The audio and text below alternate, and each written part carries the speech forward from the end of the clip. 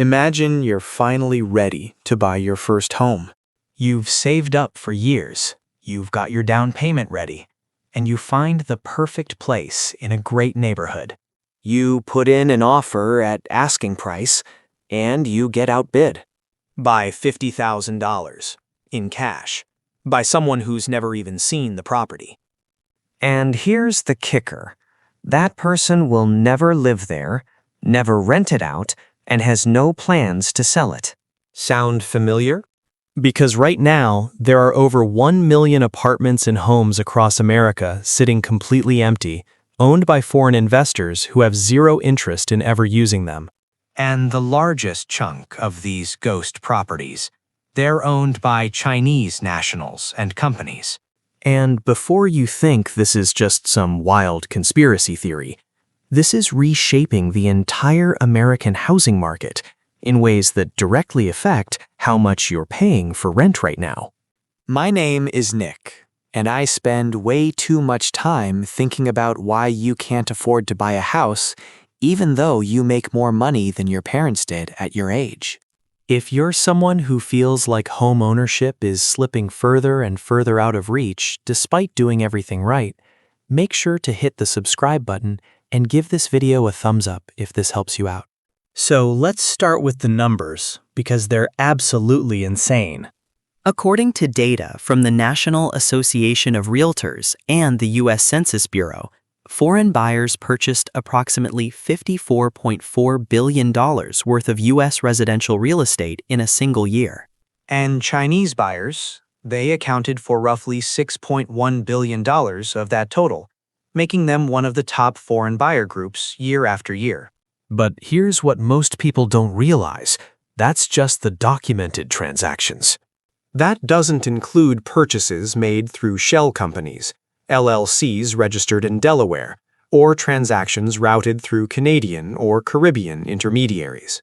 When you factor in those indirect purchases, some real estate analysts estimate the real number could be 2 to 3 times higher. Now, you might be thinking, okay, Nick, but $6 billion sounds like a lot, but is it really moving the needle on a multi-trillion-dollar housing market? And look, I get it. That's the rational question. But here's where it gets really interesting. It's not about the total dollar amount. It's about where these purchases are concentrated. Chinese investors aren't buying random foreclosures in rural Ohio. They're laser-focused on very specific markets: San Francisco, Los Angeles, Seattle, New York, Miami, and increasingly, Austin and Nashville. In some zip codes in the Bay Area, foreign investment accounts for up to 20–30% of all residential real estate transactions. Think about what that does to supply and demand. If even 15% of the available housing stock in your city is being bought up by people who will never occupy it, never rent it out, and are just letting it sit empty, you're competing for 15% fewer homes. And that shortage drives up prices for everyone else. So the obvious question is, why? Why would someone spend $2 million on a condo in Manhattan and then just leave it empty? Here's the thing. What seems completely irrational from an American perspective makes perfect sense when you understand what's happening in China's economy. Let me paint you a picture. You're a wealthy Chinese entrepreneur. You've built a successful manufacturing business. Maybe you're in tech.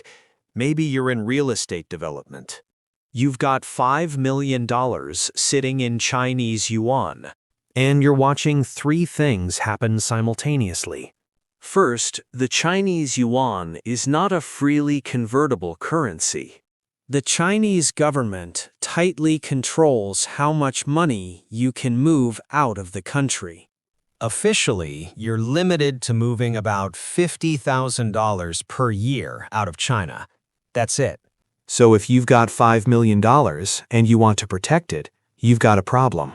Second, you're watching the Chinese government crack down on everything. Jack Ma, one of the richest people in China, criticized the government and literally disappeared for months.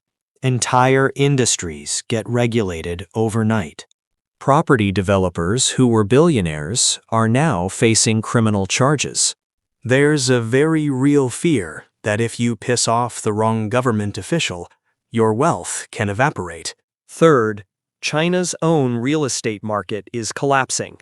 Evergrande, one of the country's largest property developers, defaulted on over $300 billion in debt. Dozens of other developers are in crisis.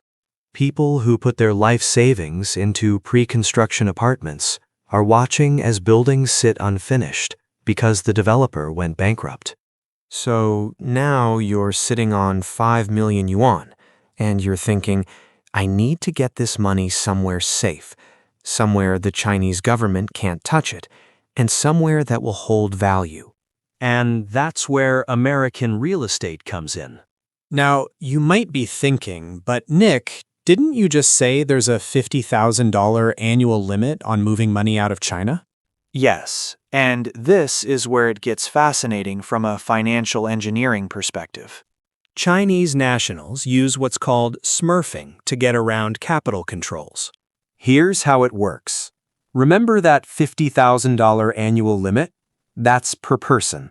So if you've got a family of 10, grandparents, parents, aunts, uncles, cousins, each person can move $50,000. That's $500,000 right there. But it doesn't stop there. Wealthy Chinese will pay strangers, sometimes dozens of them, to open bank accounts and transfer money on their behalf. These money mules each transfer their $50,000 limit to accounts in Hong Kong or the US, and in exchange they get a small fee, maybe $1,000 to $2,000. Then there's the underground banking system. Chinese nationals will pay someone in yuan in China, and that person's associate in the United States will pay the equivalent amount in dollars to the buyer's US bank account. No money actually crosses international borders, so there's no official record of capital flight. There's also the investment immigration route.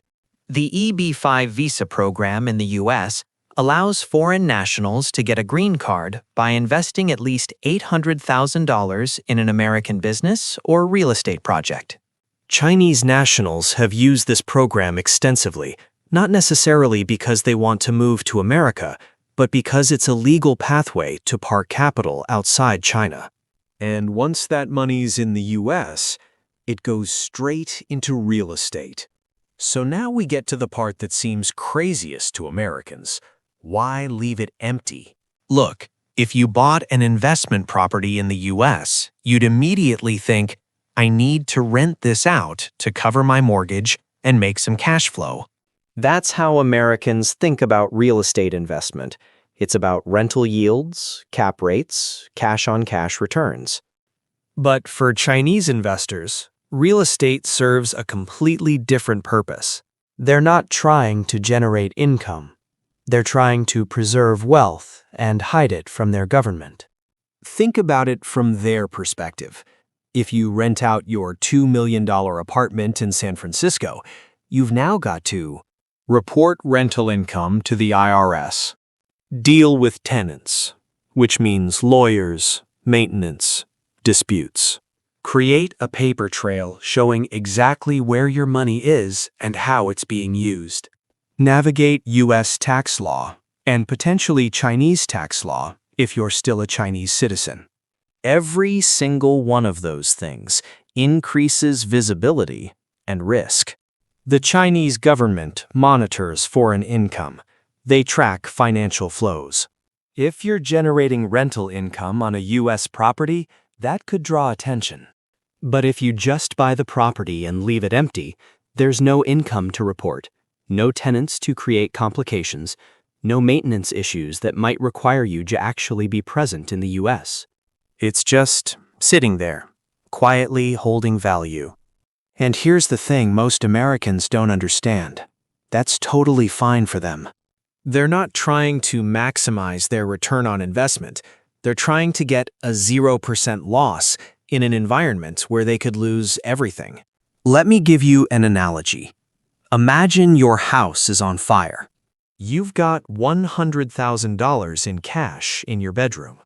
Do you A, carefully invest it in an index fund to maximize long-term returns, or B, throw it out the window to save it from burning? Obviously, you throw it out the window. You don't care if it lands in a puddle. You don't care if you lose 10% or even 20% of it to damage. You just care that it doesn't burn to nothing. That's what's happening here. Chinese investors are throwing their money out the window, which, in this analogy, is U.S. real estate. Whether the property generates income is irrelevant. What matters is that the money is safe. So here's where this connects to your life. When you've got hundreds of thousands of properties being purchased as wealth storage vaults instead of actual homes, it fundamentally breaks the housing market. A normal housing market works like this. People buy homes to live in them, or they buy investment properties to rent out and generate income. Both of those create natural market pressures. If prices get too high relative to incomes, fewer people can afford to buy, so demand drops and prices stabilize. If rental prices get too high relative to property values, investors stop buying because the returns aren't worth it. But when foreign capital comes in with a completely different motivation, capital preservation and political safety, those normal market mechanisms stop working. These buyers don't care if the price-to-income ratio in San Francisco is completely unsustainable. They don't care if the rental yield is only 2%. They're not making a traditional investment decision. They're making a don't lose everything to an authoritarian government decision. So they'll overpay. They'll bid $50,000, $100,000, even $200,000 over asking price. And they'll do it in cash, which beats your mortgage contingent offer every single time. And when they do that, they reset the price floor for everyone else. That $800,000 house you were hoping to buy, it just sold for $950,000 to a cash buyer from Beijing. And now the next seller looks at that and thinks, oh, I guess houses on this street are worth $950,000 now. So they list their house at $975,000, and the cycle continues.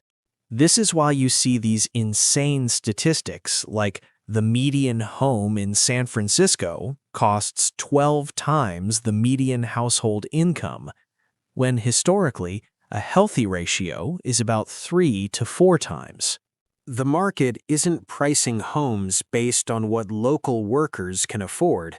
It's pricing them based on what global capital is willing to pay for safety. Now, before this turns into a blame China rant, let's be really clear. Chinese investors are just the most visible part of a much larger phenomenon. Russian oligarchs have been doing this in London and New York for decades. There are entire luxury condo buildings in Manhattan that are essentially vertical safe deposit boxes for global wealth. 50% to 70% vacancy rates, with units owned by shell companies registered in the Cayman Islands. Wealthy individuals from Canada, Mexico, India, and the Middle East are all playing the same game. The United States, and particularly U.S. real estate, is seen as the safest store of wealth in the world. And honestly, they're not wrong. The U.S. has property rights protections that most of the world doesn't have. You can't just have your property seized by the government without due process. The legal system, while imperfect, is relatively fair and transparent. And the US dollar is the global reserve currency, which means assets priced in dollars are seen as stable. So, from the perspective of someone living in a country with weak property rights, an unstable currency, or an authoritarian government, buying U.S. real estate makes total sense. But that doesn't change the fact that it's screwing over regular Americans who just want to buy a home to live in. So, what's being done about this? Well, some cities have tried to fight back. Vancouver, Canada implemented a foreign buyer tax of 20% on residential real estate. New Zealand banned foreign buyers from purchasing existing homes altogether. Singapore has massive taxes on foreign property ownership. In the US, we've done almost nothing.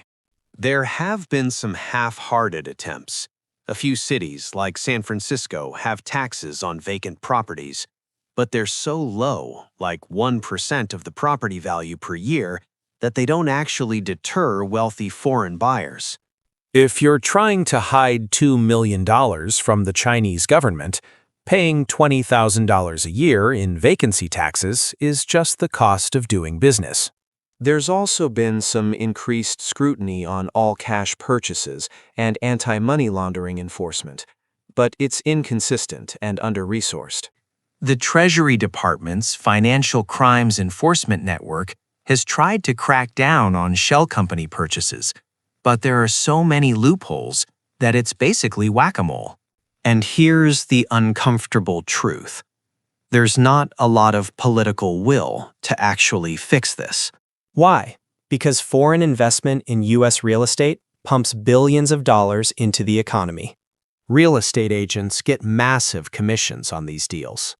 Developers love foreign buyers because they pay in cash and don't negotiate. Even local governments benefit from higher property tax revenues. So you've got this weird situation where everyone in the real estate industry loves foreign investment, even though it's pricing out the actual people who live and work in these cities. All right, so that's the depressing reality. Now let's talk about what you can actually do about it. Because I'm not just here to make you angry. I'm here to help you navigate this market. First, understand that you're not competing on a level field. If you're trying to buy in a market with heavy foreign investment, San Francisco, LA, Seattle, New York, Miami, you need to be strategic. Get pre-approved for a mortgage so you can move quickly. Consider writing personal letters to sellers. Some sellers do care about selling to actual families.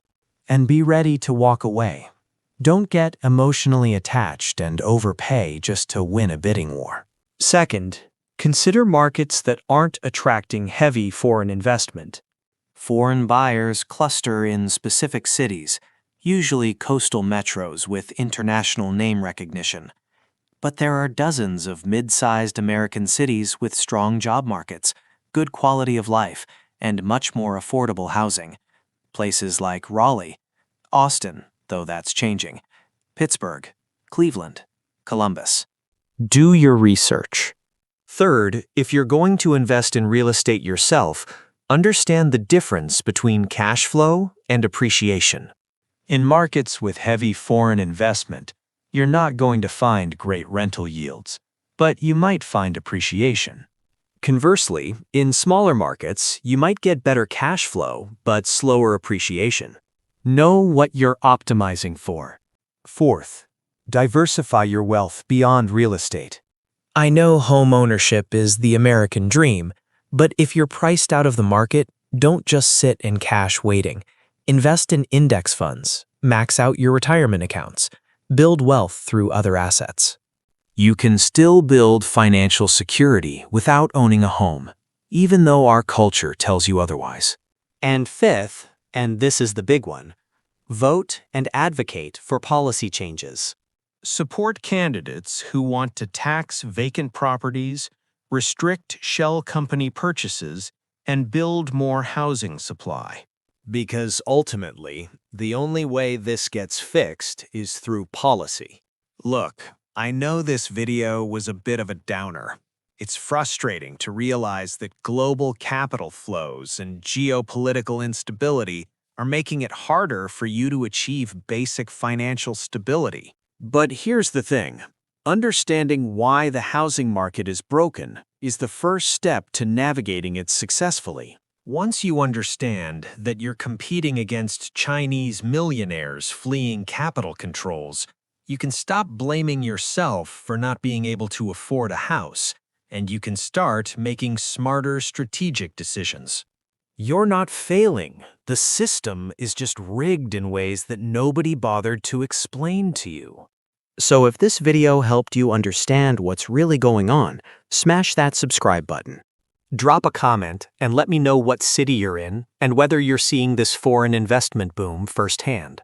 And if you want me to break down other ways the housing market is completely screwed up, let me know, and I'll make that video next. Thanks for watching. I'll see you in the next one.